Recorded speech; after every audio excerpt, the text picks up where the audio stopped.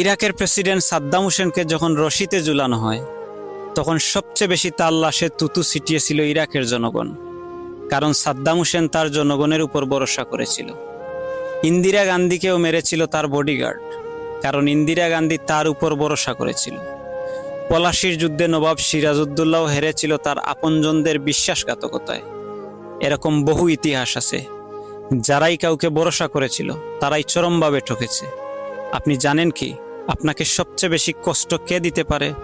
আপনি সবচেয়ে বেশি যাকে ভরসা করবেন সেই মানুষটাই।